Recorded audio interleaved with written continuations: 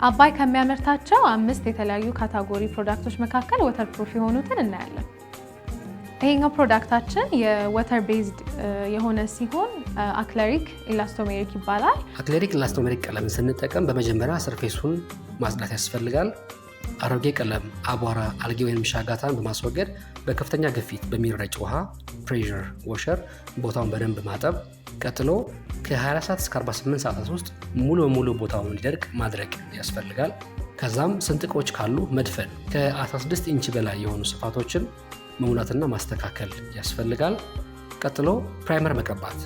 የመጀመሪያ ዙር ወይም ፈርስት ኮት በወፍራሙ ከቀባን በኋላ ቀለሙ ወደ ኮንክሪቱ ቀዳዳዎች በደንብ እንዲገባ በሮለር ወዲያውኑ ማስተካከል ያስፈልጋል። ሁለተኛ ዙር ከመቀባታችን በፊት ቢያንስ ከ4 ሰዓት እስከ 48 ሰዓታት እንዳየሩ ሁኔታ አካባቢውን እንዲደርቅ መጠበቅ አለብን።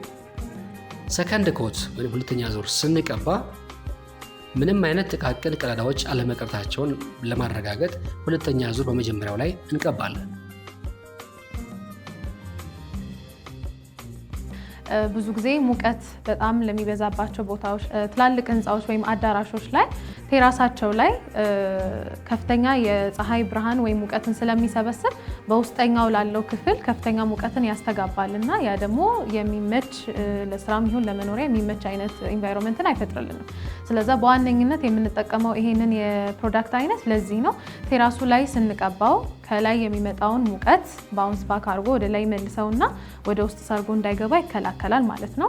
እንዲሁም ደግሞ ተለዋዋጭ የአየር ንብረት በሚኖርበት ጊዜ ያው እርጥበትም ደግሞ ወደ ውስጥ ሰርጎ እንዳይገባ ይከላከልናል ማለት ነው።